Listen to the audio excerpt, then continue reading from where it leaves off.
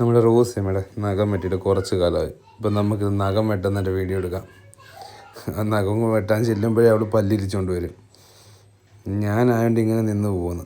വേറെ വല്ലവരും വന്നെങ്കിൽ അവൾ കടിച്ചേനെ. അവളങ്ങനെ നിന്ന് കൊടുക്കുകയല്ല, അവൾക്ക് നോവുന്നുണ്ട്, മാംസം ഇറങ്ങിയിട്ടുണ്ട്. നമ്മൾ മാക്സിമം സൈഡൊക്കെ വെച്ച് നമ്മളിങ്ങനെ തൊട്ടും തലോടിയൊക്കെ നിൽക്കുന്ന നോക്കുമ്പോൾ ഒരുപാട് നേരം, എത്രത്തോളം നേരം അവിടെ അടുത്ത് നിന്നാലും അവളങ്ങനെ നിന്നോളും. പാവം ചട്ടമ്പിയായിട്ട് വരുക. ഒറ്റയ്ക്ക് ഒരാളായിട്ട് നിന്നിട്ടേ. 2 മക്കളെയും കൂടി നമ്മൾ വളർത്തിയായിരുന്നു. അപ്പോൾ അതുകൊണ്ട് അവൾ ഇത്തിരി സ്വാതന്ത്ര്യമൊക്കെ കുറഞ്ഞ്. പക്ഷെ നമ്മളെ അടുത്ത് കിട്ടുമ്പോൾ അവൾ വലിയ ഹാപ്പിയാണ്. നമ്മളുടെ ഇഷ്ടക്കൂടുതലായി കാണിക്കണേ.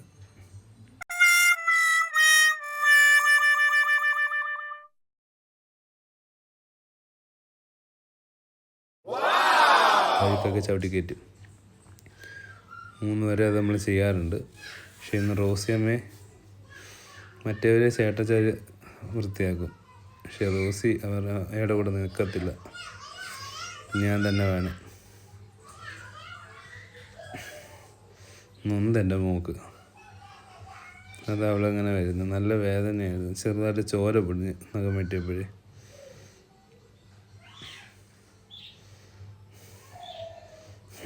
പാവം, നാക്കെടുത്ത് പറയാനല്ലേ പറ്റുള്ളൂ. ഇരിച്ച് കാണിച്ചാലെങ്കിലും ചെല്ലാതിരിക്കാൻ വേണ്ടി ചെയ്യുമോ? വിടുവോ? ഇല്ല, നഖം വെട്ടിയിട്ടേ അടങ്ങാത്തോള്.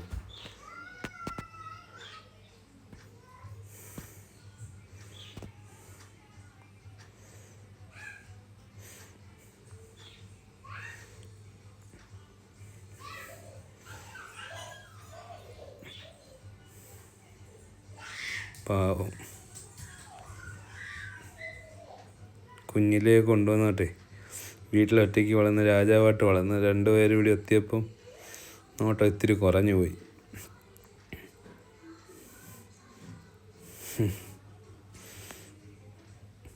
പാവം.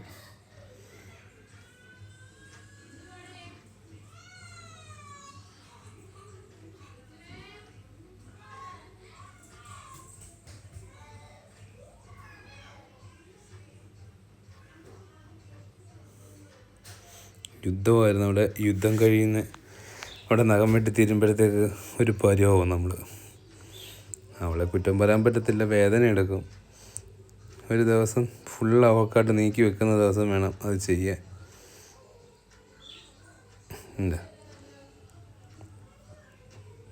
മതി എന്നുള്ള സിമ്പല.